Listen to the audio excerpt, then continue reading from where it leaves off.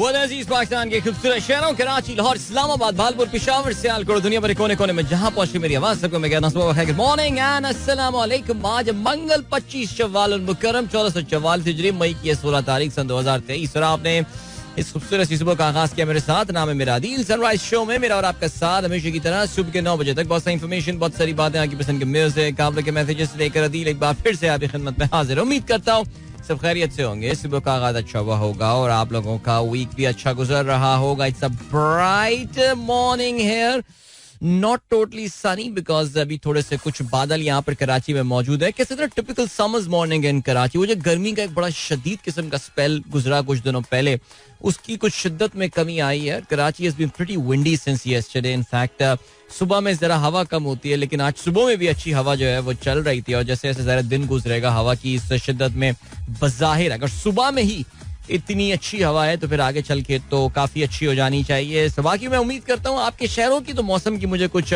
Feeling आ रही थी। लाहौर में गर्मी बढ़ चुकी है, अपने जोबन पर आ रही है और इस्लामाबाद में जो कुल रात गए मैंने धरने की फुटेज देखी। मेरा मतलब है रात में दिन में होने वाला जो धरना था, जो कि बाय द वे अब खत्म हो चुका है, उसकी फुटेज देखी, उससे अंदाजा यही हो रहा था कि काफी शदीद गर्मी इस्लामाबाद में भी जो है वो अब शुरू हो चुकी है। सो yeah I think the summer finally is in full swing across Pakistan. आमों का भी जो है वो अब दीदार होना शुरू हो गया है फ्रूट्स के थैले पे। जाहिर है जैसे जैसे नए नए आम आते हैं तो फिर थोड़ा महंगा होता है, लेकिन just give it some more time and so looking forward to have my first mango of the season. चलें जी, प्रोग्राम में अगर आपको पार्टिसिपेट करना है आप मुझे ट्वीट कर सकते हैं with hashtag sunrise with Adeel. और आज बिल्कुल आप कर सकते हैं बिकॉज माशाल्लाह जी बगैर किसी जिसे कहना चाहिए कि बगैर किसी तातुल के अब आप जो हैं वो ट्विटर को एक्सेस कर सकते हैं। कुछ पुराने दौर की सी यादें आ रही हैं। फेसबुक भी चल रहा है, इंस्टाग्राम भी चल रहा है, ट्विटर भी चल रहा है और कुछ बंद हो गया था तो फिर वो भी चल रहा था। लेकिन यहाँ पे बहरहाल अभी मुझे बढ़ना एक ब्रेक की जाने। वापस आके हम आज के अखबारात में शामिल अहम खबरों पर जो है वो नजर डालते हैं। So don't go anywhere and keep listening. Welcome back guys, एक बार फिर से आपको खुशामदीद कहते हैं। गुड मॉर्निंग दोस्तों, प्रोग्राम अभी ट्यून इन किया। चलें जी जल्दी से अब आप लोगों के मैसेजेस पे जो है वो हम नजर डालते हैं और कौन कौन है हमारे साथ। आज का पहला ट्वीट जो है वो हम यूज करते हैं नासिर हुसैन साहब ने। वैसे तो खैर रात में सोने से पहले हमें ट्वीट किया होगा काफी देर पहले इनफैक्ट, लेकिन कल एक काफी ज्यादा शेयर हो रहा था ट्विटर पे भी और व्हाट्सएप पर भी। एक नंबर है which says that Pakistan has got the highest diabetes rate in the world. 30.8% of Pakistani population, अब मुझे नहीं पता कि ये adult population है ये क्या है। The source of this data भी जो है वो क्या है, we don't know about that. I'm pretty sure it must be the World Health Program and all. अगर इसका सोर्स से World of Statistics है तो कहीं ना कहीं से हमें एक नंबर ज़ाहिर देखना पड़ेगा which says that Pakistan has got the highest prevalence of diabetes. अब नंबर्स ज़ाहिर है उस पर वी कैन डिस्कस सोर्स क्या है एंड ऑल, बल्कि नंबर जब भी देखा करें पहला सवाल इंसान को ही पूछता है कि what is the source of these numbers. लेकिन still we know diabetes is an issue in Pakistan. हमारी डाइट्स बड़ी ख़राब है और चाहे वो बहुत ज़्यादा शदीद मीठा हो और बेकरी के खाने हो, बेक्ड फूड हो एंड स्टफ, अवॉइड करना चाहिए। लोग एक्सरसाइज नहीं करते हैं, बहुत ही लाइफस्टाइल रिलैक्स्ड है एंड ऑल। और जाहिर है जो एक जमाने में भी पहले भी जाहिर लोग ये चीजें खाया करते थे, लेकिन जो चीजों की खुसूसियत हुआ कर या जो उसकी खालिसियत हुआ करती थी वो अब वहां पर मौजूद नहीं है, जिसकी वजह से जाहिर है ये मसला है। So very very sad statistic. Kuwait is at number 2 with 25%, Egypt is at 21%। And पता नहीं यार क्या हकीकत है क्या फसाना, लेकिन बहरहाल एहतियात कीजिए जी। अब्दुल रज़ाक साहब कहते हैं यहूदी अकीदे के मुताबिक हफ्ते का दिन आराम के लिए है। उस दिन इसराइल में काम बंद रहता है और उसूल ये है कि उस रोज खाने और तोहारत के अलावा हाथ इस्तेमाल ना किया जाए, हत्ता कि खाना पकाना और मुलाजिम से काम लेना भी मना है। चुनांचे वॉइस एक्टिवेटेड मशीनें इस्तेमाल होती हैं। देखिए इस दिन को शबात कहा जाता है और सब्त अरबिक में सैटरडे को कहते हैं और आपको पता है अरबिक और ये जो इब्रानी ज़बानें हिब्रू ज़बानें हैं ये आपस में इनमें कुछ अल्फाज में ममासलत काफ़ी ज़्यादा है, तो शबात इसको यहूदी कहते हैं। और इसमें सिर्फ हाथों के इस्तेमाल के हवाले से बात नहीं है, ये बड़ी दिलचस्प इनकी। मैं बल्कि जब अमेरिका में एक अपने एक प्रोग्राम के सिलसिले में आज से कोई 10-11 साल पहले गया था तो वहाँ पे हमारे ग्रुप में एक बड़े ही कट्टर सोच रखने वाले यहूदी मौजूद थे His name was Ariel Kahana. He was a journalist there in Tel Aviv. और उनको मैंने पहली बार जो है ना वो शबात ऑब्जर्व करते हुए देखा था. और मेरी उनसे जब बात हुई तो मुझे ये पता चला कि जी अगर यहाँ तक क्या होता है कि जी वो लिफ्ट भी इस्तेमाल नहीं करते. अगर इनको ऊपर नीचे जाना होता है तो उसके लिए सीढ़ियों का इस्तेमाल करते हैं. कम से कम इलेक्ट्रॉनिक आलात जो हैं वो भी इस्तेमाल किए जाते हैं. बल्कि उन्होंने ये भी बताया कि अगर हम फर्ज करें फ्राइडे नाइट कोई लाइट खुली रह गई है तो उसको फिर हम सैटरडे को भी बंद नहीं करेंगे. और अगर बंद रह गई है तो फिर उसको खोलेंगे नहीं. और बहुत इसमें जो है ये बहुत ज़बरदस्त किस्म का अपने ऊपर एक कोड जो है वो लागू करते हैं. ज़ाहिर है जिस तरह मुसलमानों में भी काफ़ी कट्टर अकायद रखने वाले लोग हैं और निस्बतन कम रासिखुल अकीदा लोग हैं, इस तरह यहूदियों में भी आपको पता है कि ग्रेडियंट्स है. अब तो बहुत सारे लिबरल्स हैं जो एक्चुअली इन शबात की इन रिस्ट्रिक्शंस को फॉलो नहीं करते. बट बहुत सारे जो जूस होते हैं वो बहुत ही एक्सट्रीम सोच रखते हैं. और फिर कुछ लोग हैं जो उससे कम करते फिर बहुत लिबरल लोग हैं बहुत ज्यादा जो कि बिल्कुल इन पाबंदियों को फॉलो नहीं करते. तो ये कहना कि इसराइल में मुकम्मल तौर से सब बंद हो जाता है ये नहीं. अभी भी वहाँ पे पॉकेट्स हैं जहाँ पे लोग अपने अकायद को इतना फॉलो नहीं करते. लेकिन फिर भी बड़ा इंटरेस्टिंग है. कभी आप शबात के बारे में इनकी जो रिस्ट्रिक्शंस हैं उसके हवाले से पढ़ें. अभी जी साद खान कहते हैं please comment on what you foresee happening in Pakistan and please say सलाम to Rabeet from me. Thanks Rabeet, आपको सलाम पहुंचे साथ की जानिब से. तहसीन अमजद सब लिस्टर्स को सलाम कहते हैं sending a tweet after 8 days. बहुत शुक्रिया. I hope you are doing fine. इसके अलावा जावेद साहब ने खबर शेयर की है रॉयटर्स की डोनाल्ड ट्रंप साहब के ये हवाले से है. और इस बेसिकली खबर में है US special counsel faults FBI's handling of 2016 Trump and Russia probe. और ये बेसिकली हुआ ये था जब डोनाल्ड ट्रंप साहब जो हैं वो खुद प्रेसिडेंट थे और अपने प्रेसिडेंसी के कहना चाहिए कि आखिरी सेकंड लास्ट ईयर में थे. तो उन्होंने एक स्पेशल काउंसिल बनाया था जिसका मकसद ये था कि एफबीआई के उन इल्जामात की प्रोब करें, उन इल्जामात की खोज लगाएं. बिकॉज आपको पता है कि डोनाल्ड ट्रंप साहब जब प्रेसिडेंट बने थे तो एक बड़ा इल्जाम अमेरिकन एस्टेब्लिशमेंट, अच्छा देखें एस्टेब्लिशमेंट से हरगिज ये मुराद वो पाकिस्तानी वाली एस्टेब्लिशमेंट नहीं है. अमेरिका में एक पॉलिटिकल एस्टेब्लिशमेंट का ऑर्डर है, एक एस्टेब्लिश पॉलिटिकल ऑर्डर है. वहाँ की जो डीप स्टेट है उन्होंने डोनाल्ड ट्रंप की इस कामयाबी को जो है वो गदला करने की कोशिश की थी और ये बताने की कोशिश की थी कि बहुत सारे जो बैरून मुल्क अमेरिका के जो दुश्मन लोग हैं वो एक्चुअली चाहते थे कि डोनाल्ड ट्रंप जो है वो सदर बने अमेरिका के. बिकॉज उससे उनको लगता था कि अमेरिका को जो है वो काफ़ी नुकसान पहुंच सकता है. और एक मुल्क जिसका काफ़ी जिक्र आता था वो रूस था. सो एफबीआई ने एक ज़माने में काफ़ी जो है वो 2016 में इनफैक्ट उन्होंने एक रिपोर्ट आई थी जिसमें उन्होंने काफ़ी एक तरह के एक रब्त डेवलप करने की कोशिश की थी between Russia and Donald Trump. However Donald Trump ने इल्जामात की खोज लगाने के लिए अपनी सदारत के दौर में एक स्पेशल काउंसिल जो है वो नॉमिनेट किए थे और उन्होंने जो है वो रिपोर्ट की है. और ये बेसिकली इनका नाम था स्पेशल काउंसिल जॉन डरहम. और ये विलियम बार हुआ करते थे अटॉर्नी जनरल डोनाल्ड ट्रंप के ज़माने में जिन्होंने इनको अपॉइंट किया था जॉन डरहम को. और उन्होंने अपनी रिपोर्ट जो है प्रेजेंट की है जिसमें उन्होंने एफबीआई को शदीद तनकीद का निशाना बनाया है. और उन्होंने कहा कि FBI lack actual evidence to investigate Donald Trump 2016. यानी उनके पास कोई ऐसा सबूत नहीं था जिसकी बुनियाद पे डोनाल्ड ट्रंप के खिलाफ ये एफबीआई ने कार्रवाई जो है वो शुरू की थी. इसका नाम था क्रॉस फायर हरिकेन इन्वेस्टिगेशन. और वो ये कहते हैं कि जी जिसे कहते हैं कि बेसिकली जो पॉइंट है वो ये है कि एफबीआई को तनकीद का निशाना बनाया गया और उसमें उनके पास वो एविडेंस नहीं थी. बहरहाल एक तरह से डोनाल्ड ट्रंप की उन्होंने हेल्प करने की इसमें कोशिश की है और हो सकता है दुरुस्त भी हो. बहरहाल आगे बढ़ते हैं. और क्या सीन है?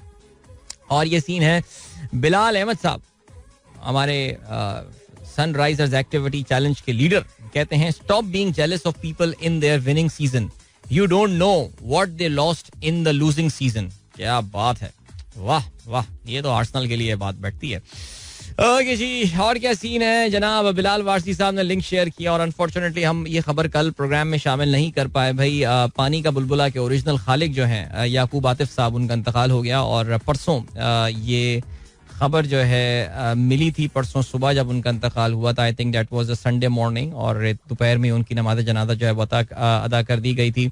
हमारे एक दोस्त अतीक साहब जो कि उनके साथ राब्ते में थे, उन्होंने मुझे दोपहर में ये बात बताई थी और मैंने फिर हमारे जितने व्हाट्सएप ग्रुप्स हैं वहाँ पे ये खबर जो है वो शेयर भी की थी. तो अफसोसनाक बात भाई और अनफॉर्चुनेट बात ये है कि हम उनके लिए कुछ नहीं कर पाए जो हमने सोचा था और जो प्लान किया था, और इसका मुझे काफ़ी सदमा और अफसोस रहेगा. बहरहाल बिलीव इट और नॉट, इनके इंतकाल से 2 दिन पहले की बात है कि आई मेट एक पाकिस्तान की एक मशहूर इंश्योरेंस कंपनी है, लाइफ इंश्योरेंस कंपनी, और उनके एक बहुत बड़े अफसर से मेरी बात हुई और मैंने उनके इस केस को, उन्होंने ऐसे ही बताया कि जी पाकिस्तान में बेसिकली उनकी जो कंपनी है वो पाकिस्तान के जो शोबिस के बड़े नाम हैं उनको एक इंश्योरेंस ऑफर कर रही है at a very meagre premium. एक बहुत ही मामूली से प्रीमियम पे जो है वो उनको एक बहुत अच्छी इंश्योरेंस की कवरेज जो है वो प्रोवाइड कर रहे हैं. मेडिकल इंश्योरेंस कवरेज की मैं बात कर रहा हूँ. और मैंने उसमें आतिफ याकूब साहब के हवाले से बात की, याकूब आतिफ साहब के हवाले से. उन्होंने कहा जी बिल्कुल, बल्कि बड़े अफसोस की बात है कि उनके इंतकाल की खबर सुनने के थोड़ी देर बाद ही मेरे पास इंश्योरेंस कंपनी से मैसेज आया कि अगर याकूब आतिफ साहब का CNIC नंबर आप हमें भेज दें और उनका एड्रेस वगैरह contact number, so we'll contact and we'll issue a policy in his name. But unfortunately उस वक्त तक का वो खालिक हकीक से जा मिले. अल्लाह ताला मगफिरत फरमाए भाई उनकी, और काफ़ी मुश्किल टाइम उन्होंने गुजारा अपनी लाइफ के आखिरी दिनों में, और हम उनके लिए दुआ गो हैं. And thank you so much for such a beautiful song पानी का बुलबुला, जो कि उनकी पहचान बन गया और इसी वजह से उनको जो है वो याकूब आतिफ बुलबुला उनका नाम भी जो है वो यही पड़ गया था. सो या अल्लाह ताला मग़फ़िरत फरमाए, दर्जात बुलंद फरमाए, आमीन सुमा आमीन. चलिए आगे बढ़ते हैं. और क्या सिलसिला है, और ये सिलसिला है नवीद मुनव्वर साहब कहते हैं गवर्नमेंट की मशहूरी के लिए हर माल 10 रुपया. अच्छा जी, चलें, बिल्कुल ये आपने बात की है. कल गवर्नमेंट ने प्राइस में रिडक्शन की है. पेट्रोलियम की प्राइस में 12 रुपए और डीजल की प्राइस में जो है वो 30 रुपए तक की कमी की गई है. So it's a massive reduction in oil prices, petroleum की प्राइसेस जो कि हमने देखी है. और जाहिर है जो सवाल लोगों के जहन में, मेरे पास अभी जरा ब्रेकअप आ जाए इसका, तो फिर हम ये देखते हैं कि गवर्नमेंट ने एक्चुअली कहाँ पे कॉम्प्रोमाइज किया है, किस जगह ये प्राइस कम करने के पीछे, क्या उनकी एक्स रिफाइनरी प्राइस में कमी हुई है या कुछ टैक्सेशन पे जो है वो डंडी मारी गई है. तो जरा इसका ब्रेकअप आ जाए एक बार, अभी थोड़ी देर में आ जाएगा, वो हम फिर देख लेते हैं. और जो इम्पोर्टेंट पॉइंट है वो ये कि इस पर काफी सारे लोग यही सवाल पूछ रहे हैं कि IMF इस हवाले से जो है वो क्या सोच रहा होगा. देखिए IMF की तो अब मेरे ख्याल से आई थिंक इस गवर्नमेंट ने अब फिक्र करनी बिल्कुल छोड़ दी है. और चाहे वो परसों रुपये का एक जबरदस्त किस्म का जो रिवर्स गियर लगा था हम उसकी बात कर लें, या फिर आज ऑयल प्राइसेस में ये जो मैसिव हमने अप टू तकरीबन 10% की रिडक्शन देखी है, इसको आप देख लें. तो IMF देखते हैं इस हवाले से क्या कहता है. IMF को बाय द वे एक बयान जरूर आया है और उन्होंने कहा कि जब पाकिस्तान में जो हालिया पेशरफ्त है इसका हम जायजा ले रहे हैं. यानी IMF पाकिस्तान के जो मामलात हैं ये IMF के रडार में हैं, और ज़ाहिर है इसमें पाकिस्तान के इनका जो मामलात है ये सियासी हालात की तरफ है. बिकॉज एक ऐसा मुल्क जो कि एक इंस्टेबिलिटी की में जो है वो घिरा हुआ हो, और इस वक्त इकोनॉमिक मैनेजमेंट की तो चलें पस्तियों की हम बात रोजाना ही रोते रहते हैं, लेकिन पाकिस्तान सियासी तौर से भी, and I think it all originates from the political instability. तो IMF यही कह रहा है कि जी हम पाकिस्तान के मामलात पर नजर रखे हुए हैं, लेकिन जैसा कि हर गुजरते वक्त के साथ, हर गुजरते दिन के साथ लग रहा है, आई थिंक इस हुकूमत के लिए अब IMF प्रायोरिटी नहीं रहा है. कहाँ से इनको ढारस मिल रही है, कौन बांध के चला गया है, इस तरह की उनकी उम्मीद, that remains to be seen. But बहरहाल अभी आपको हम लिए चलते हैं. देखिए मुझे ऑनेस्टली स्पीकिंग अब यही लग रहा है कि हुकूमत की तैयारी जो है वो इलेक्शन की है, और ये हरकतें जो अब हो गई हैं, जो पॉपुलिस्ट डिसीजन अब लेने इन्होंने शुरू कर दिए हैं, और IMF को ये कर देंगे वो कर देंगे, पैसे देने तो दे वरना नहीं दे, ये वाली बातें कर रहे हैं. इसका मतलब ये कि जहन में कहीं ना कहीं इनके होराइजन में इनको इलेक्शन जो है वो नजर आ रहा है, वरना शायद ये ना कर रहे होते. बट बहरहाल जैसे कि मैंने आपको शायद आज से 1 महीना पहले भी ये बात बताई कि हुकूमत के तेवर ये बताते हैं कि आने वालों के लिए वो एक बहुत बड़ी मुसीबत और मुश्किल छोड़ के जाना चाहते हैं. सो चलें अभी फिलहाल हम लिए चलते हैं आपको ब्रेक की जाने. मिलेंगे आपसे इस ब्रेक के बाद. Don't go anywhere and keep listening. अच्छा भाई, हमारे एक दोस्त का मैसेज आया अभी, हसन शेख साहब. आपको पता है रोजाना कोई बड़ा इंटरेस्टिंग फैक्ट्स जो है वो शेयर कर रहे होते हैं, और आज उन्होंने जो एक बड़ा इंटरेस्टिंग फैक्ट शेयर किया वो ये है that the shortest complete sentence in English language is, do you know, go. Yes, go dot. That's the shortest complete sentence in English language. और बैकग्राउंड से आपको अंदाजा हो रहा होगा कि मैं कौन सा गाना चलाने वाला हूँ. जी, इस गाने का भी नाम है गो. क्या बात है यार, मजा आ रहा. आज भी गाना अभी भी सुने तो एकदम जैसे कहना है ना, मजा आ जाता है. अच्छा जी, बात क्या सीन है. उमर बाबर साहब कहते हैं Jal Pari go, my most favourite songs of Coke Studio and twice a week dose. Very good, जबरदस्त, दोनों गाने चला दिए. सलीम कहते हैं oil prices are decline by 25% international market and only 5% benefit has been expended by the government. देखिए यार सलीम भाई, ये असल में आपका गुस्सा मैं समझता हूँ, लेकिन पाकिस्तान में ऑयल की प्राइसेस में बहुत सारे सवालिया निशानात हैं. एक तो ये कि हमारे अपने रुपये की करेंसी की जो डेप्रिसिएशन है, आपको उसको भी काउंट करना चाहिए. डॉलर हम ज्यादातर जो है ऑयल जो है ज्यादातर हम डॉलर पे खरीद रहे होते हैं. दूसरा तो एक बहुत बड़ा पंगा है, वो आपको पता है कि IMF प्रोग्राम के अंडर है और हमारी जो IMF की रिक्वायरमेंट्स हैं हमें उसको भी देखना पड़ता है. ये तो आप सिंपल सा एक हिसाब नहीं कर सकते ना कि यार ये ऐसे हो गया 2+2 4. नहीं, पाकिस्तान में जरा मसाइल थोड़ा डिफरेंट किस्म के हैं. स्टे ग्रीन कहते हैं read somewhere education is the ability to listen to almost anything without losing your temper or your self confidence. कहना बड़ा आसान है सर, करना बहुत मुश्किल है. कोई भी बात सुनना without losing your temper and your self confidence. Not at all. It's not easy. All right. Dishan Bey कहते हैं UN General Assembly in its resolution 72-130 declared 16 May as the International Day of Living Together in Peace, as a means of regularly mobilizing the efforts of international community to promote peace, tolerance, inclusion, understanding and solidarity. Wow. So today is the International Day of Living Together in Peace. So let's live together in peace. कितनी अच्छी बात है. मुनव्वर अली साहब कहते हैं अदील साहब, आपकी भी बातें सुनकर लगता है कहीं आपका भी सॉफ्टवेयर अपडेट ना कर दिया जाए. अम्मी जान की बात माने, फिर कहीं देर ना हो जाए. सर आप तो ऐसा लग रहा है कि आप शायरी कर रहे हैं. क्या बात है. पीर ज़हीर साहब सब लिसनर्स को सलाम कहते हैं. आसिफ भाई, हमीद खास खेली, सलमान काजी साहब is also listening to your show but he can't message to you because you don't see SMS.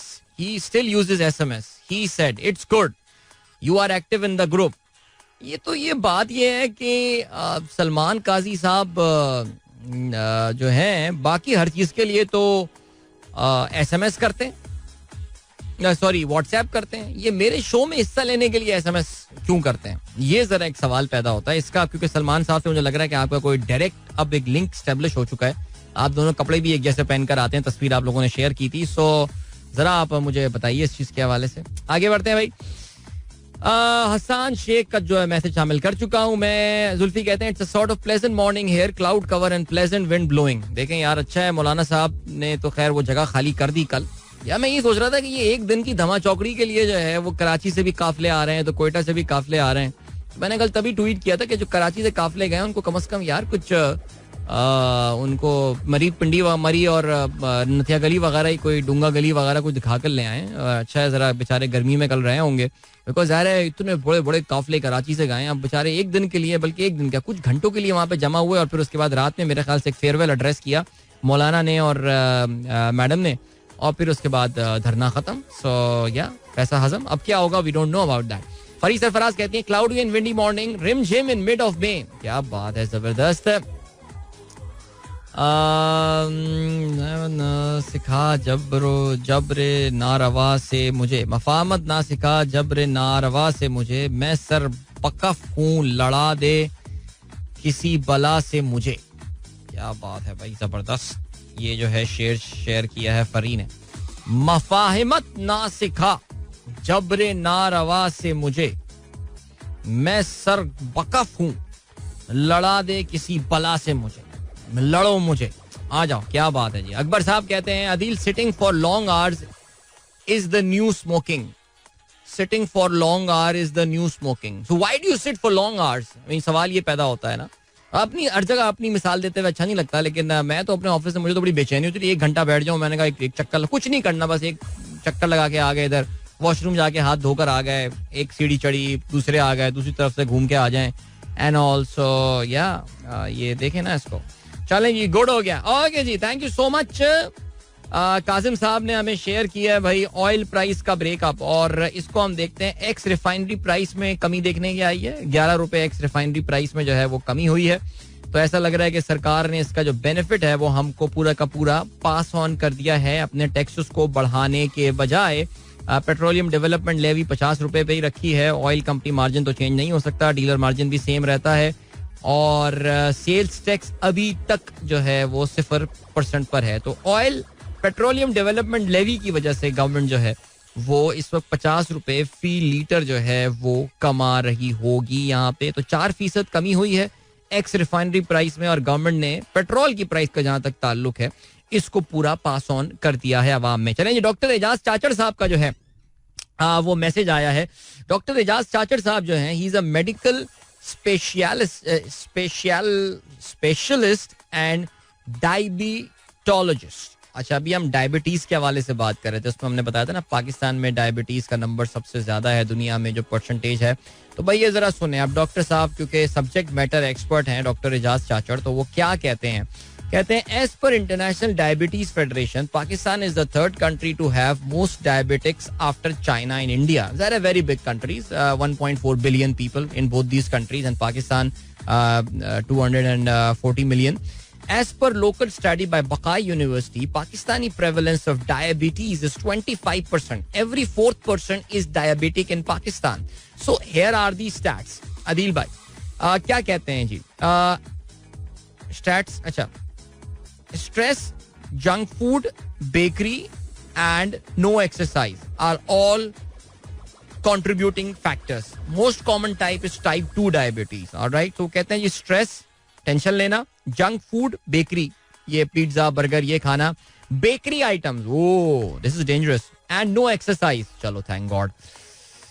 देखो स्ट्रेस आपका भाई नहीं लेता ज्यादा और नो एक्सरसाइज, तो ये दो चीजें तो मैं सही हूं. लेकिन जंक फूड और बेकरी आइटम्स इस पे मेहनत करनी पड़ेगी. कहते हैं the sad part is that major companies involved in diabetes research like Novo Nordisk and Eli Lilly are wrapping up their products. Few game-changing medicines were launched recently in Pakistan, but now won't be available as the companies are wrapping up their businesses in Pakistan. Strong recommendations are to ban junk food and cold drinks at school and physical activity to be incorporated in syllabi. Because this is the age where it all starts. Yes, I think this is the brilliant suggestions. यहाँ पे बहुत सारे school वाले programme सुन रहे होते हैं और decision making positions पे होते हैं. उनको जाके अगर टीचर्स भी होते हैं, they should go and talk to the principal and the decision makers. For God sake ban these soft drinks from schools. और इसके अलावा ये जूस वगैरह, मीठे जूस एंड ऑल, इन सारी चीजों को खत्म करें. पानी पिलाएं बच्चों को, पानी पियो बच्चों, पानी पियो. Subsidize water, every child should have access to clean cold water in school and I am pretty sure they are. तो बस यही एक उनको पीने की चीज जो है आप ऑफर करें. और बाकी bakery item end of course keeping children physically active, very important. And या डायबिटीज है ये, I think it's a lifestyle वाली डिजीज है. आपको पता है कि ये लाइफस्टाइल, लेकिन टाइप 1 का तो इशू वो तो आप पैदाइश से होता है सिलसिला. बट बाकी जो चीजें हैं वो लाइफस्टाइल से होती हैं. डायबिटीज ख्याल करें, एहतियात करें यार. अपने ग्लूकोज लेवल वक्तन फवक्तन चेक कराते रहा करें. ये बड़ी अच्छी काम की चीज़ है. अक्सर लोग जैसे I have got this machine जो होती है, एक मशहूर कंपनी बनाती है मशीन, तो उससे भी चेक करते रहते हैं. सो यही करें यार, देखें, कोशिश तो करके देखें, फर्क पड़ता है वैसे इन चीज़ों का.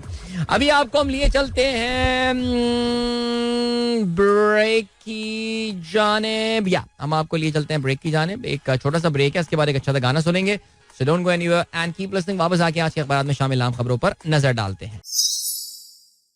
All right, that was Sajjad Bhai with his evergreen classic and this was Sajjad Ali Mahiwal. Good morning दोस्तों ने प्रोग्राम अभी ट्यून इन किया. थोड़ी देर में आज के अखबार में शामिल आम खबरों पर नजर डालते हैं. लेकिन उससे पहले साद, if you're listening to me, hello to you. Saad listening to my show in Lahore. इनके बाबा ने जो है वो तस्वीर भी इनकी भेजी है अभी, जिसमें उनके बाद उन्होंने बोला hello Adeel uncle. Voice note भी आया है, थैंक यू सो मच. इसके अलावा शाहीन ताहिर, अस्सलाम वालेकुम. मेनाज, आपकी अटेंडेंस हमने लगा ली है. बिल्कुल. जिब्रान कहते हैं go is my son's favourite song, that is very nice. Sumera कहती हैं Ali and Anush going for their final exams. We wish them best of luck. Best of luck, Ali and Anusha. I don't know if you're listening right now or not, but I'm sure your mother will convey my best wishes to both of you. और इसके अलावा और के message, आप भी अगर programme में message डालना चाहते हैं तो फिर आप मुझे ट्वीट कर सकते हैं with the hashtag sunrise with Adeel. अभी हमारे दोस्त इमरान से व्हाट्सएप पे गुफ्तगू चल रही थी और उन्होंने कुछ नॉर्थ ताज़ाबाद एल ब्लॉक की कुछ यादें मेरे साथ शेयर की। उन्होंने कहा कि जी एक मजहबी तंजीम के वक्फे के कब्जे से भी वाकिफ होंगे आप एल ब्लॉक में adjacent to Saint George school.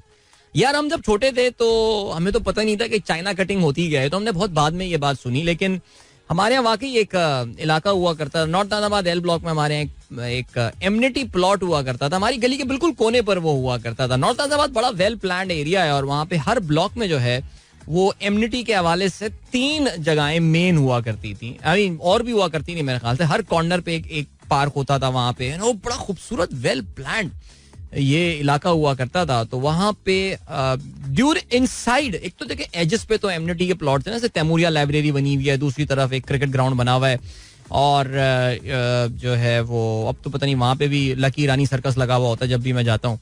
लेकिन वहाँ बीच में एक मस्जिद मुनव्वरा मस्जिद का ग्राउंड है, बड़ा अच्छा सा बहुत बड़ा सा ग्राउंड है और एक बीच में एक बच्चों के पार्क की जगह हुआ करती थी। बाकी सारे ब्लॉक्स में वहाँ पार्क।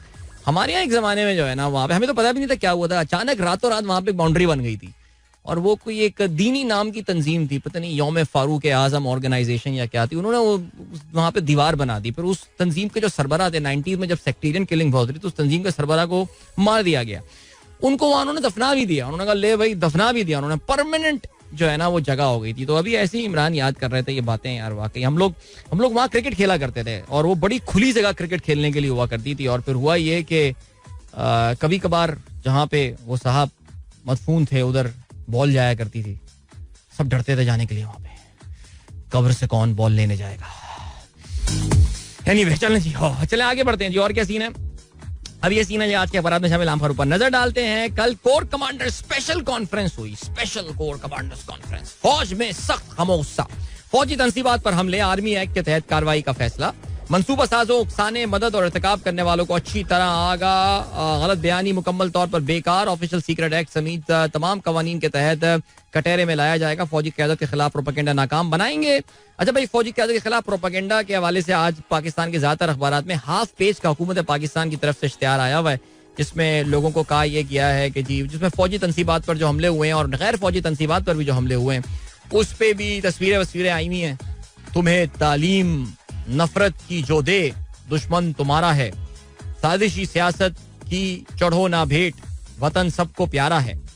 अच्छा जी, तो मेरे ख्याल से ये इश्तिहार देख के बहुत सारे लोगों ने अपने इरादे बदल लिए होंगे। तो भाई ये हो गया सिलसिला। तो ISPR ने एक तफसीली प्रेस रिलीज की है, आप लोगों ने पढ़ भी ली होगी। आगे बढ़ते हैं। और क्या है जी, कल मौलाना साहब ने जो है वो उनकी तंजीम अंसारुल इस्लाम के खाकी वर्दी में मलबूस अफराद और बाकी तमाम PDM पार्टीज ने कोई 3-4 हज़ार लोग जमा किए इस्लामाबाद में और इन्होंने अपना जलसा भी दिया। धरना का नाम था लेकिन धरना रात गए जी, खत्म हो गया। क्या कहते हैं तकरीरें? मरियम नवाज कहती हैं सुप्रीम कोर्ट को इमरान दारी ने दागदार किया। ओके, मौलाना कहते हैं चीफ जस्टिस ने हाथ डाला तो हुकूमत का तहफ्फुज करेंगे, चीफ जस्टिस इस्तीफा दें घर जाएं। मरियम, हथौड़ा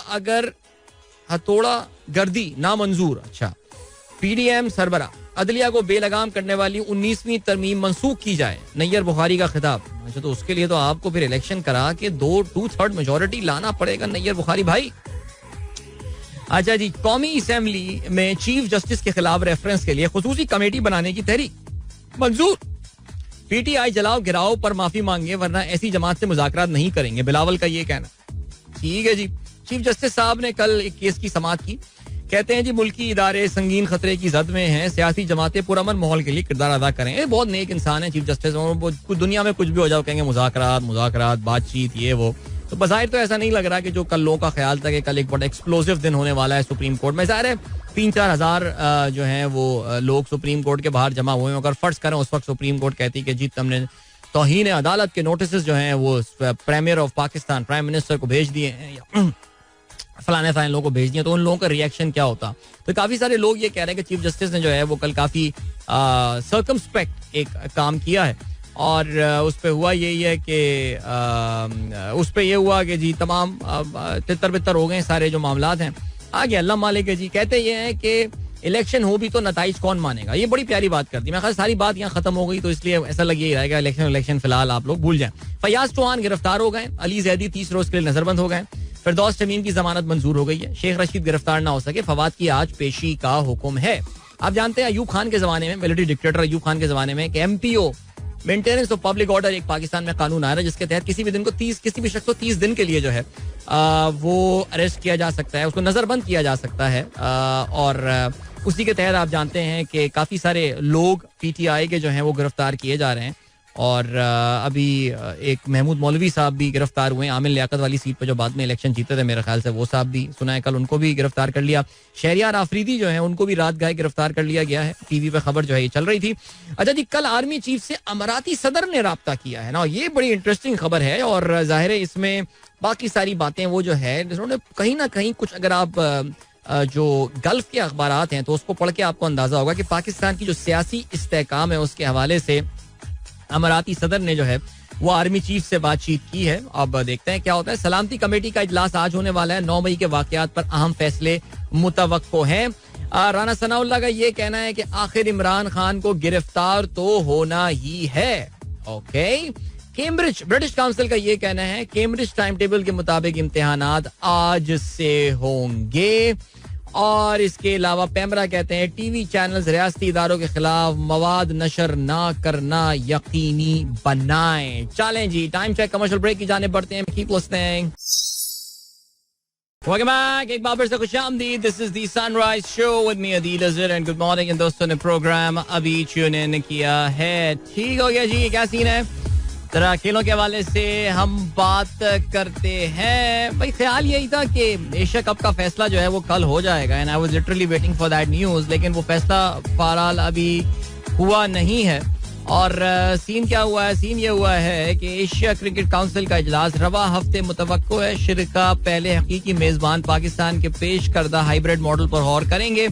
जो तस्लीम कर लिया गया तो फिर पाकिस्तान के अलावा किसी दूसरे मुल्क का इंतखाब किया जाएगा.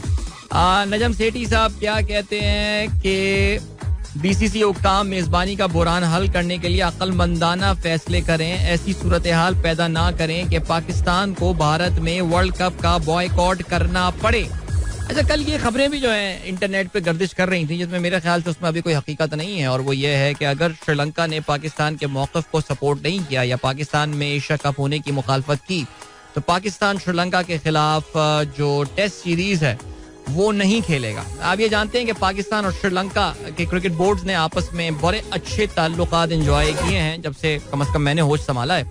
और ज़ाहिर 96 वर्ल्ड कप के बाद से तो ये ताल्लुकात हमेशा बड़े अच्छे रहे हैं. ऐसे मौके पर जब कोई टीमें पाकिस्तान खेलने के लिए तैयार नहीं है, श्रीलंका ने अपनी टीम पाकिस्तान भेजी थी. लेकिन आप जानते हैं ये इंडियन फैक्टर की वजह से, जिस तरह फाइनेंशियल क्राइसिस श्रीलंका का हुआ उसमें इंडिया ने अपना रोल प्ले किया और उनके क्रिकेट बोर्ड जाहिर है वो भी एक इनडायरेक्ट बेनिफिशियरी हुआ मुल्क के हालात के हवाले से. तो फिर लग यही रहा है कि जाहिर है उनका झुकाव भारत की तरफ अब बहुत ज्यादा हो गया है. और I won't be surprise if they actually I won't be surprise कि अगर वो वाकई पाकिस्तान की इस मामले में मुखालफत कर दें. और पाकिस्तान का रोल क्या होने वाला है in retaliation, that remains to be seen as well. चलें जी, और क्या सीन है जी. मिकी आर्थर का बयान आया हुआ है, कहते हैं पाकिस्तान टीम गुज़श्ता आलमी कप के वक्त से बेहतर है. ऑलराइट. मिकी आर्थर के टेस्ट कारकर्दगी से मुताल्लिक बयान पर राशिद लतीफ की तनकीद. कहते हैं कि जी उनके दौर में पाकिस्तान टीम ने 28 में से 10 टेस्ट जीते, 17 हारे, 1 ड्रॉ किया. वो कहते हैं कि पाकिस्तान टीम की टेस्ट कारकर्दगी मायूस कुन है. तो उनका कहना गलत नहीं, क्योंकि वाकई टेस्ट टीम मसाइल का शिकार है. इसमें कड़ी तनकीद कहाँ है. लेकिन बहरहाल चलें जी, पता नहीं, वल्लाह आलम. और क्या सीन है. चलें हाँ, ये जरा बात करते हैं यार. ICC की जानिब से कल एक इम्पोर्टेंट अनाउंसमेंट जो है वो आई है और ICC ने कुछ प्लेइंग कवानीन में जो है वो तब्दीली की है. और इसमें जो वाकई एक कानून बहुत अच्छा इन्होंने चेंज किया है. एक बहुत ही कोई फजूल किस्म का कानून था जिसको सॉफ्ट सिग्नल कहा जाता था. Soft signal is out. नहीं यार, फजूल यार, इतनी दूर बैठ के अंपायर को कहाँ से सॉफ्ट सिग्नल जो है वो नजर आ रहा होगा. सो हुआ ही क्या सीन है. हुआ ये सीन है दैट अंपायर मुतनादा कैचेस में सॉफ्ट सिग्नल के बजाय थर्ड अंपायर से मशवरा करेंगे. यानी थर्ड अंपायर को रोल जो है वो ज्यादा बड़ा रोल दे दिया गया है सॉफ्ट सिग्नल के हवाले से. वो soft signal basically sort of उन्होंने जो है वो उसको स्क्रैप कर दिया है. वो बेसिकली थर्ड अंपायर से कंसल्ट करेंगे before giving the final decision regarding the catch, जब उनको जो रेफरल जो है वो उन्होंने किया है. इसके अलावा पहले ये होता था कि जी सॉफ्ट सिग्नल आउट दे दिया गया है या नॉट आउट दे दिया गया है, तो there has to be some crazy conclusive evidence in order to turn that signal जो है वो उस डिसीजन को रिवर्स करने के लिए. नाउ उसकी वजह से कुछ बड़े इंपॉर्टेंट पाकिस्तान ने रिसेंट टाइम में, मुझे सऊद शकील का वो याद आ रहा है, वो soft signal was out and it was so clearly like लग रहा था कि यार वो कैच नहीं है. विकेट कीपर जब बॉल ग्रैब कर रहे थे उस वक्त जो है वो जमीन के साथ बॉल लग रही थी, लेकिन somehow it was deemed that there is no conclusive evidence जिसकी वजह से इस डिसीजन को जो है वो ओवरटर्न किया जा सकता है. इसलिए सारी की सारी अब जो है वो जिम्मेदारी उस पर बहुत इंपॉर्टेंट अब जिम्मेदारी जो है वो थर्ड अंपायर को दे दी गई है, that it's going to be his consultation, जिसकी बेस के ऊपर अंपायर जो है वो डिसीजन लिया करेगा. ओके जी, अभी these decisions have to be rectified by the ICC Chief Executive Committee. और इसके अलावा क्या है जनाब, फ्री हिट के रूल या ओके जी, फ्री हिट के रूल में एक है, the tweak was deemed the run scored off a free hit when a batter is bowled would count as the run towards the batter as opposed to byes. या okay, very interesting. बिल्कुल, अगर आपको याद हो कि India Pakistan का वो जो एपिक मैच हुआ था during the T20 world cup, जिसमें Virat Kohli he was bowled by Nawaz off a free hit, और बॉल जो है वो उसमें डीप थर्ड में जिसने पाकिस्तान को समझ में ही नहीं आया था क्या हुआ था, लेकिन विराट कोहली ने 3 रन भाग के बना लिए थे, और वो 3 रन भाग के बनाना that prove to be decisive and result could have been different अगर पाकिस्तान वहां पे रूल होता और समझदारी का मुजाहरा करता. लेकिन इसमें जो सिर्फ तब्दीली की गई है वो तो खैर रोना हम पहले रो चुके हैं कि हमारे खिलाड़ी जो है वो मैच अवेयरनेस कितनी कम उनको होती है. लेकिन जो इसमें रूल में तब्दीली हुई है वो ये कि विराट कोहली को वो 3 रन जो उसने भाग के बनाए थे वो पहले बाय में शामिल किए गए थे. Now these runs would be given to the batsman. I don't know why but they would be given to the batsman. अच्छा, इसके अलावा हेलमेट्स के हवाले से जो है वो एक रूल और आया है और बताया ये गया है that it will be mandatory for the players जो कि हाई रिस्क पोजीशंस पे होंगे कि उनको हेलमेट पहनना पड़ेगा, जिसमें आप जानते हैं कि wicket keeper standing up to the stumps and fielder standing close to the batter in front of the wicket, इनको जो है, यानी स्लिप्स की बात नहीं कर रहा है लेकिन इन फ्रंट ऑफ द विकेट, यानी आपका सिली मिड ऑफ, वैसे भी आमतौर से अब हेलमेट पहने जाते हैं वहां पे, या कोई बहुत ही आपने एक्सट्रीम जो है वो short mid wicket type position ले लिया, बिल्कुल पिच के ऊपर थोड़े से साइड पे प्लेयर्स खड़ा कर देते हैं ऑल, इनके लिए अब विकेट कीपर के लिए खास तौर से it's going to be important, mandatory होगा कि वो अगर आगे आके खड़ा हुआ है तो फिर जैसे विकेट कीपर अक्सर फास्ट बॉलर्स करा रहे होते हैं बॉल और विकेट कीपर्स आगे आके खड़े हो जाते हैं तो फिर आपको हेलमेट वहां पे पहनना पड़ेगा. गुड रूल, आई थिंक या सेफ्टी कम्स फर्स्ट. ओके, ये हो गई बातें. इसके अलावा पाकिस्तान क्रिकेट बोर्ड का भी जिक्र करते हैं. पाकिस्तान क्रिकेट बोर्ड के लॉन्ग सर्विंग एक बंदे हैं जो कि पता नहीं इतनी सदियां बीत गई, आपको हमेशा पीसीबी में नजर आते हैं, जाकिर खान साहब, जो कि पाकिस्तान क्रिकेट बोर्ड के इंटरनेशनल क्रिकेट के डायरेक्टर थे. उनका अब टेन्योर जो है वो फाइनली आके खत्म हो गया है और पाकिस्तान क्रिकेट बोर्ड के एक लॉन्ग टर्म एम्प्लॉई उस्मान वाला जो है, he will be looking after the international, he will be the PCB's head of international cricket. Okay जी, अगर आपको याद हो इस महीने में आगाज में नदीम खान को जो है वो सैक कर दिया गया था और इसके अलावा काफी तब्दीलियां आ रही हैं जाहिर है इस वक्त पाकिस्तान क्रिकेट बोर्ड में, और नई मैनेजमेंट है, पता नहीं कब तक है, जो भी है सिलसिला. लेकिन बहरहाल तो उस्मान वाला जो कि अभी कुछ दिनों पहले प्रोजेक्ट डायरेक्टर थे फॉर पाकिस्तान सुपर लीग, इससे पहले भी और डिफरेंट रोल्स हैं, क्रिकेट ऑपरेशंस वगैरह भी देख चुके हैं. Now will be looking after he will be looking after the international cricket as well. Important position. ये 1 महीने का कॉन्ट्रैक्ट एक्सटेंशन दिया गया था जाकिर खान को because of the New Zealand series, but now a new person will look after that position. जाते आते जरा कुछ फुटबॉल का जिक्र करते चलते हैं. इंग्लिश प्रीमियर लीग में कल एक मैच खेला गया, लेस्टर का मुकाबला हुआ लिवरपूल के खिलाफ और लिवरपूल ने जो है इस गेम को 3-0 से कामयाबी हासिल की. कर्टिस जोन्स ने पहले हाफ में 2 स्कोर किए और ट्रेंट अलेक्जेंडर आर्नल्ड ने जो है वो तीसरा गोल स्कोर किया. सो ये फतह के बाद लिवरपूल जो है वो पॉइंट्स टेबल पर मौजूद है अब नंबर 5 पे. यूरोपा लीग का जो है वो स्लॉट पे इस वक्त वो मौजूद हैं, but they are giving some pressure on Manchester United. In fact ये कहना पड़ेगा कि नंबर 3 जो पोजीशन है 3, 4, 5, अब Liverpool has to play 2 games only, but Manchester United and Newcastle have to play 3 games. So they are putting pressures on Newcastle. Let's see for the basically third position. But Liverpool still has a chance to play in the Champions League. आगे बढ़ते हैं जी. और क्या scene है? और ये scene है कि आज रात 12 बजे चैंपियंस लीग का सेमीफाइनल खेला जाएगा. Second leg Inter Milan versus AC Milan. और इंटर मिलान को 2-0 की बढ़तरी हासिल है फर्स्ट लेग में. So yeah I think they are favourites to play in the final of the Champions League. कल मैनचेस्टर सिटी और रियल मैड्रिड एक दूसरे के आमने सामने होंगे. ठीक हो गई बात ये. और स्पोर्ट्स की कोई और खबर कोई रह तो नहीं गया तो चेक कर लेते हैं. अफगानिस्तान ने अपनी टीम का ऐलान कर दिया है for the series against Sri Lanka. Okay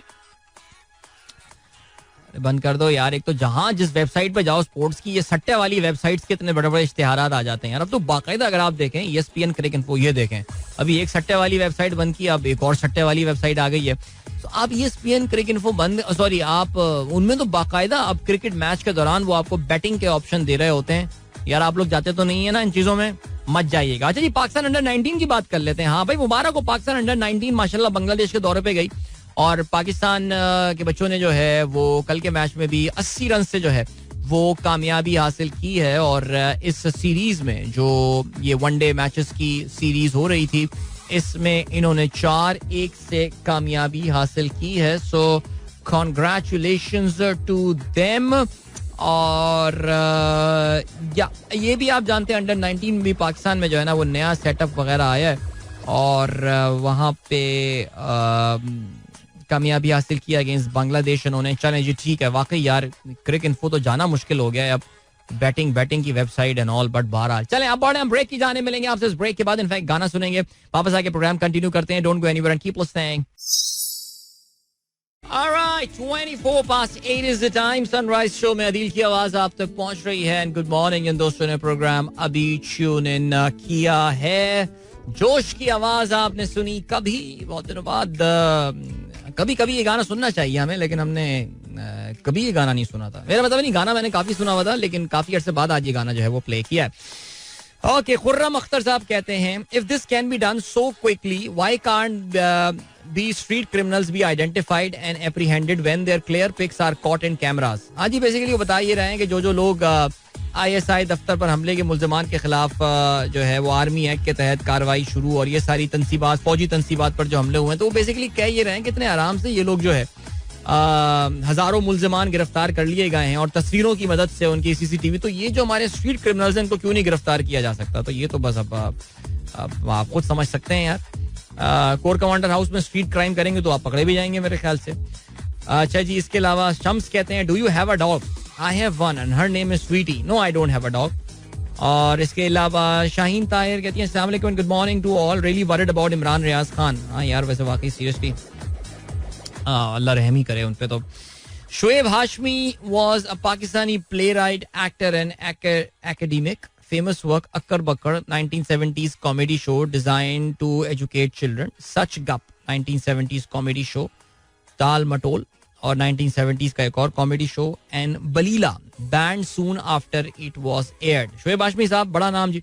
और ज़ाहिर फैज साहब की 2 साहबजादियां थी, उनमें से एक he was married to him. और 1970s का जो पाकिस्तान स्पेशली लाहौर टेलीविजन का जो एक अरसा रहा है, उसमें हाशमी साहब की एक बड़ी स्ट्रॉन्ग छाप रही. ज़ाहिर है जनरल ज़िया के आने के बाद आपने से खुद प्रोग्राम का बताया, ये बलीला दिस प्रोग्राम वाज अपने शॉर्टली एयर होने के बाद इसको बैन कर दिया गया था. तो लेकिन फिर भी I think his presence was there. The children are still pretty much जो हाशमी फैमिली के हैं, जो लोग हैं वो अभी भी एक्टिव हैं, अपना एक रोल जो है वो प्ले कर रहे हैं. ज़ाहिर अल्लाह मग़फ़िरत फरमाए शोएब हाशमी साहब की. आमीन सुमा आमीन. ओके जी, शारिक इदवाई साहब कहते हैं सलाम Adeel, go is a great pump up song and kick off the day. Kindly share any positive news. Our minds got polluted with stress. Diabetes तो बढ़ेगी ना सर. सर कोई पॉजिटिव न्यूज किसी के पास है तो जरा मेरे साथ शेयर कर दें, मैं बड़ी खुशी के साथ इसको जो है वो शेयर करूंगा. अभी किसी ने मुझे बताया था novo Nordisk is not going from Pakistan. तो अभी इंस्टा लाइव पे कोई नोवो नॉर्डिस्क के हमारे दोस्त यहाँ मौजूद, तो उन्होंने कहा नहीं जी दे आर नॉट गोइंग. हाँ, इलाई लिली के बारे में किसी ने कहा है कि they have closed down their businesses in Pakistan and they have left. अल्लाह खैर करे. ओके जी, और क्या सीन है. नवीद मुनव्वर साहब कहते हैं सानू नहर वाले पुल ते बुला के ते खौर माही किते रह गया. आदिल भाई, क्या ये खुला तजाद नहीं? बेसिकली मेरे नंबर ऑफ स्टेप्स की ये बात कर रहे हैं. मेरे नंबर ऑफ स्टेप्स इस वीकेंड पे जो मैंने चिल किया उसके बाद से I have fallen significantly down. I am at number 66 right now, which is not good actually. Naveed साहब जो हैं 1,63,000 स्टेप्स जो हैं वो कर चुके हैं. Well done sir, well done, keep it up sir. अच्छा जी, उमर बाबर कहते हैं अदील भाई सजाद का चीफ साहब लगा दें. अरे छोड़ दें यार, चीफ साहब गाना लगाऊंगा कहीं मुझे भी गंजा ना कर दें लाके. लेजेंड सजाद अली, मजा आ गया. मुनीर अहमद कहते हैं जब सारी तोपों का रुख एक ही तरफ है तो अब भी कोई उम्मीद बाकी है या इसको अपना मुकद्दर समझ के खामोश हो जाएं. वेल, जिसकी तरफ तोपों का रुख है वो तो इसको अपना मुकद्दर नहीं समझ रहा. बाकी देखते हैं. मैंने सुना है कि आज खान साहब एक बार फिर से अपने जलसों का सिलसिला जो है वो शुरू कर रहे हैं. फिर तुंदो तेज बयानात होंगे, तकरीरें होंगी और इल्जामात लगाए जाएंगे. और आज ही नेशनल सिक्योरिटी कमेटी का जो है वो भी इजलास होने वाला है, जो कि पिछले हफ्ते होना था लेकिन वो नहीं हो पाया था. अब देखते हैं उसका जो एलामिया है वो क्या कहता है. आगे बढ़ते हैं जी. फरा मुश्ताक कहती हैं talking about diabetes, such patients need to take extra measure to look after their oral health as well, as such patients are more prone to bonelessness and have more tendency to carious lesions. मुश्किल मुश्किल words लेकर आ रही हैं आप, मतलब तो बता दें. बोन लॉस, अच्छा बोन लॉस की आप बात कर रही हैं, दांतों की ओरल हेल्थ के हवाले से बात कर रही हैं कि जो लोग जिनको डायबिटीज, बिकॉज सुबह ये आप सोच रहे होंगे डायबिटीज का इतना जिक्र क्यों हो रहा है, इलाई lily and all, novo Nordisk, because ये दो कंपनियां जो स्पेशलाइज करती हैं डायबिटीज की मेडिसिन के हवाले से. आज सुबह वो एक लिस्ट शेयर हुई थी कि पाकिस्तान में डायबिटीज की प्रेवलेंस जो है is one of the highest in the world. So उस पे ये बात जो है वो निकल आई थी. तो डॉक्टर एजाज चाचर जो कि खुद डायबिटोलॉजिस्ट हैं, उन्होंने अपना एक मैसेज शेयर किया था. So thank you so much for all the input जो तमाम प्रैक्टिशनर्स जो हैं हमारे साथ शेयर कर रहे हैं, मेडिकल प्रैक्टिशनर्स शेयर कर रहे हैं. Diabetes, take care of yourself.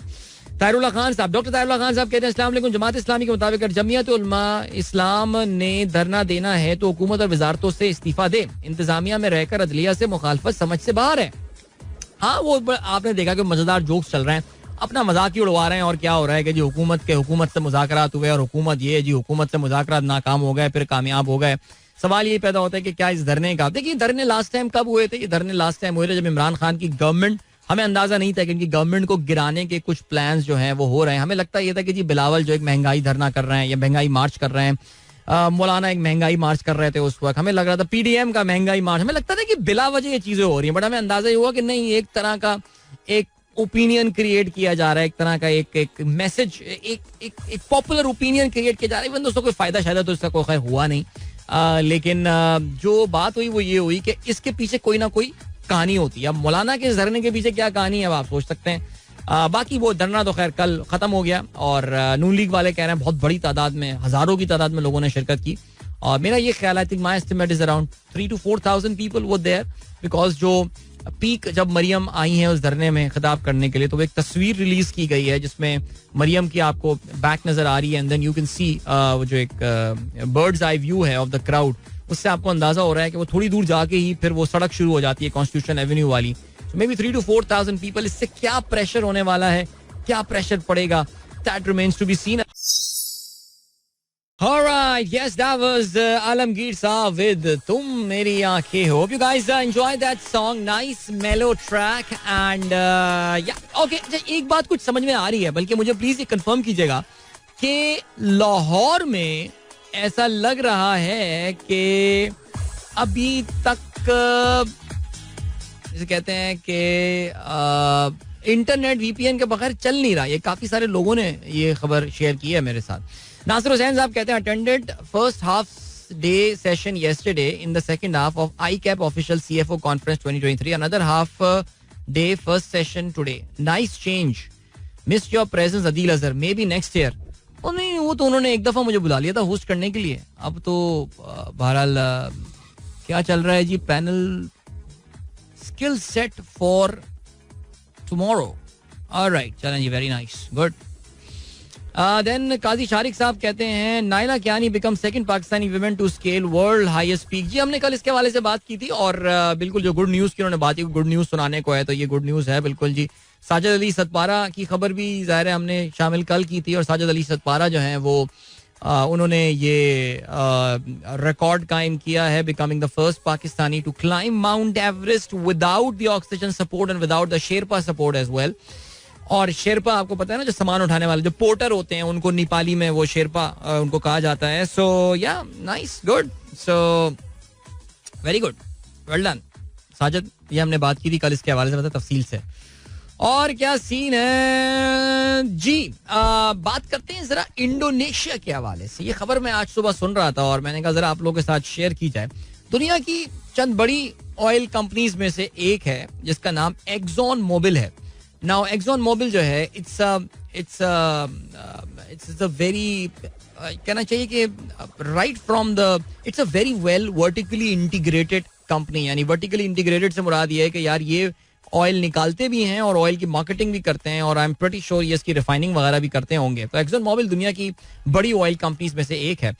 उन्होंने एक अपना डेकेड लॉन्ग तकरीबन 20 साल पुराना एक केस कल सेटल किया है. और ये केस जो उन्होंने सेटल किया है ये उन्होंने किया है with 11 Indonesian villagers. Now Indonesia में there is a province called Aceh और आचे जो है it's a very oil and gas rich reason.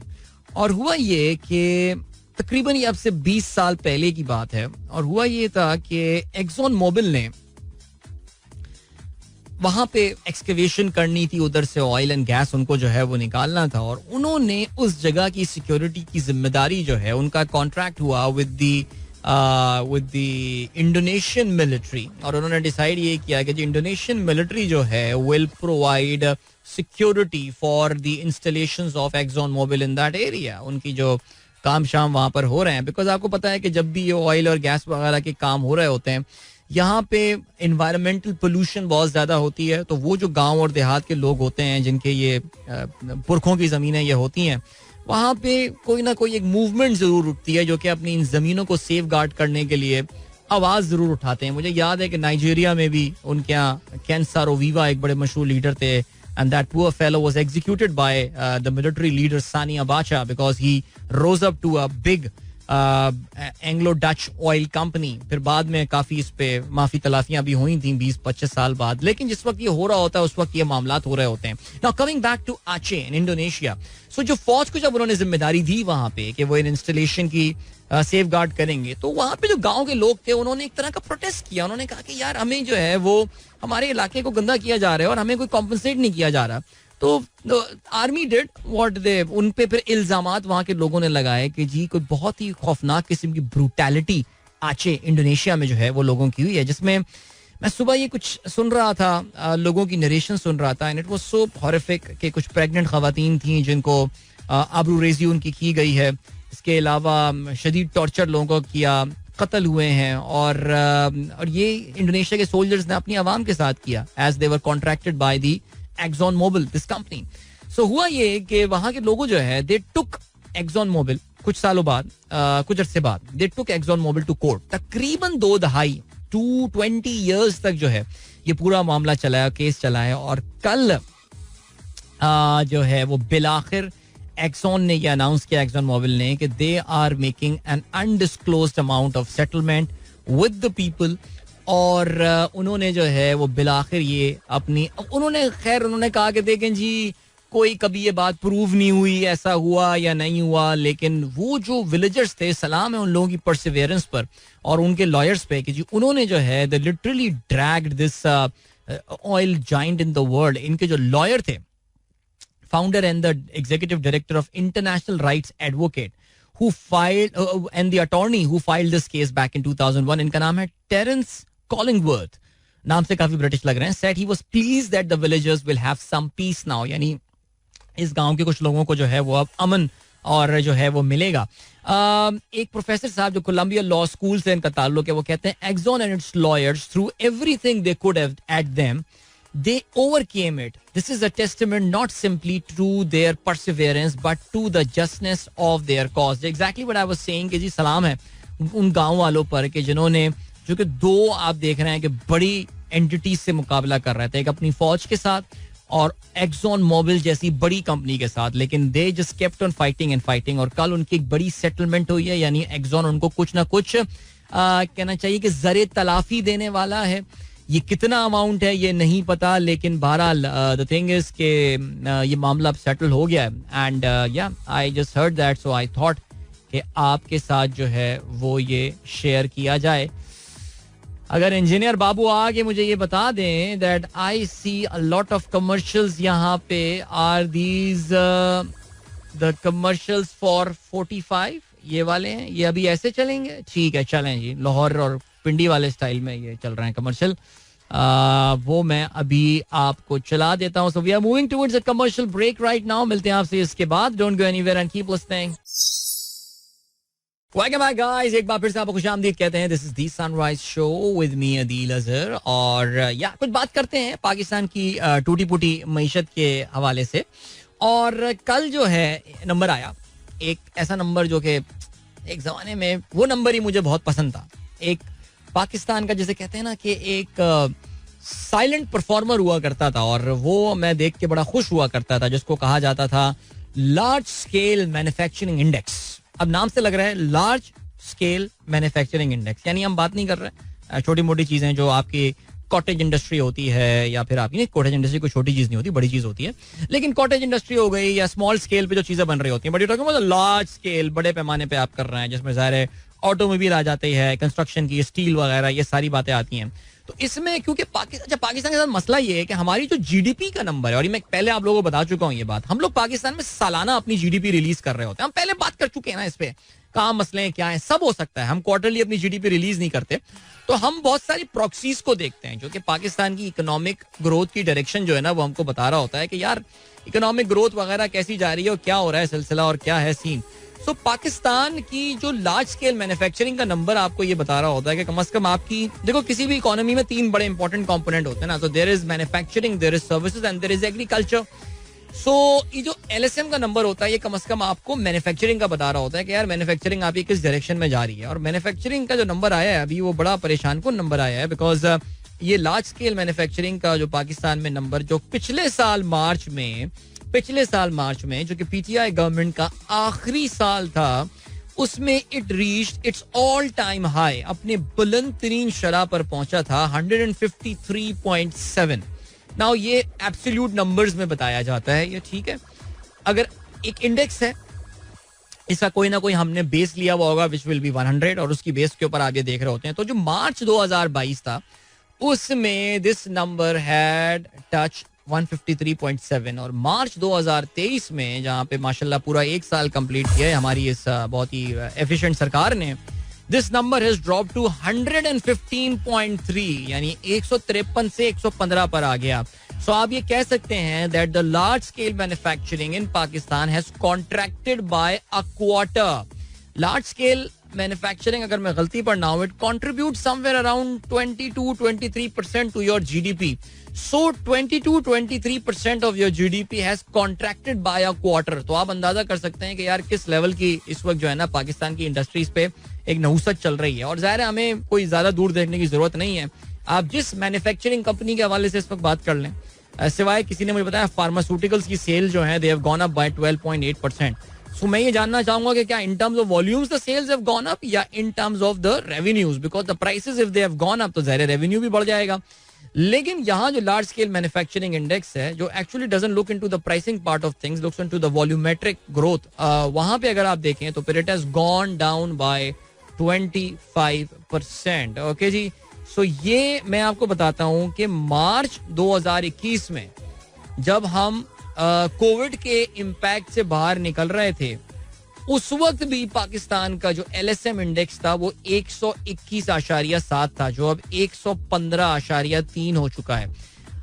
Year on year अगर आप बात करें, पूरे 9 मंथ्स के हवाले से अगर आप LSM की बात करें, तो आपका जो LSM has gone down by 8%.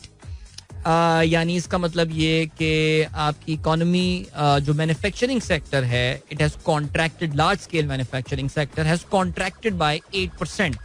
Now ये तो ऊपर ऊपर की कहानी होती है, ये जो बड़ी इंडस्ट्रियां होती हैं, they support a lot of small industries. मसलन ये कि मैं एक बड़ा कारखाना या मैं किसी ऑटोमोबाइल इंडस्ट्री से ताल्लुक रखता हूँ, या मैं प्लांट चलाता हूँ ऑटोमोबाइल का, तो मैं बहुत सारी वेंडर से, अपने छोटे छोटे वेंडर से चीजें ले रहा होता हूँ. मसलन एक जाहिर है हम ला के तो मेनली असेंबलिंग कर रहे होते हैं, लेकिन हम कुछ पाकिस्तान जो डिलीशन हुई भी होती है तो हम पाकिस्तानी इदारों से भी खरीद रहे होते हैं चीजें.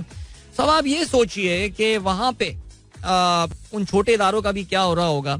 Just imagine the sort of job losses that people would have been suffering, या लोग जो है वो उसको भुगत रहे होंगे. आपके इर्द गिर्द कितने सारे लोग होंगे जो कि रिसेंटली अपनी जॉब लॉसेस उनको हुई हैं. So not a good number naturally. और जो इसमें परेशान कुन बात काफी शदीद लग रही है वो ये है कि IMF program is not on the horizon. आज सुबह ही मैं वॉक करते हुए हमारे एक दोस्त से बात कर रहा था और उनको जरा कुछ इकोनॉमिक्स से कॉन्सेप्ट समझाने की कोशिश कर रहा था, और मैं उनको ये कह रहा था कि अभी तो 37-38% इन्फ्लेशन है, and we haven't really factored in the default of Pakistan because the default looks imminent now. I mean, because हम IMF के पास नहीं जा रहे. I'm sorry, मैं काफी डिप्रेसिंग बातें कर रहा हूँ, but these are the realities that we always need to keep in our mind. हमें अपने जहन में रखनी पड़ेंगी इन सारी बातों को.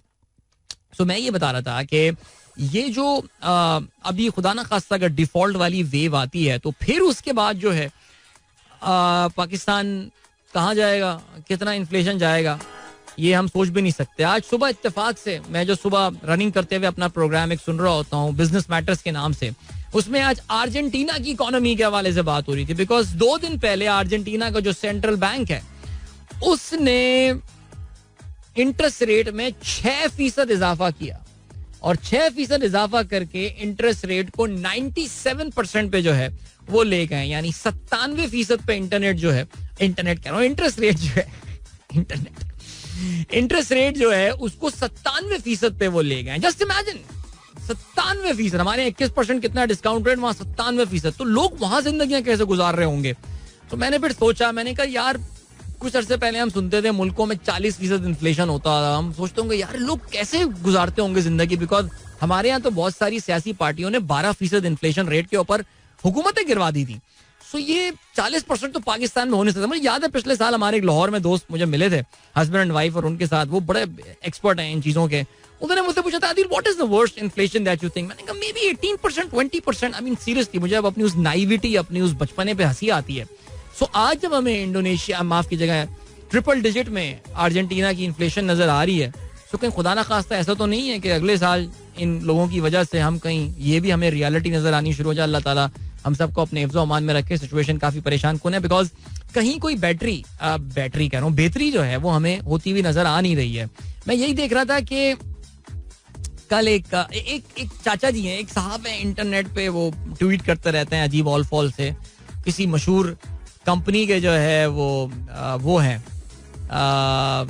CEO, एक जमाने में हुआ करते रहे, अपना एक काम कर रहे हैं. उनको मैं चाचा PMLN कहता हूँ. इस वजह से कहता हूँ बिकॉज वो जो भी हो रहे हैं वो बस उनको PMLN की बुराई. तो उन्होंने 1.5 महीने पहले एक मैसेज किया था कि congratulation Pakistan, the worst is behind us now, the economy is only going to grow. मैं सोच रहा था यार इनको ये नंबर जरा दिखाएं, पता नहीं क्या सोचते होंगे, किस तरह के लोग हैं यार. बहरहाल वक्त आ गया जी, आप लोग इजाजत लीजिए, अपना बहुत बहुत ख्याल रखिए. इंशाल्लाह मेरी आप लोग से मुलाकात अब कल सुबह एक बार फिर होगी. कल मिलते हैं. Till then, goodbye, God bless, Allah Hafiz, and Pakistan Zindabad. This is Mira FM 107.4.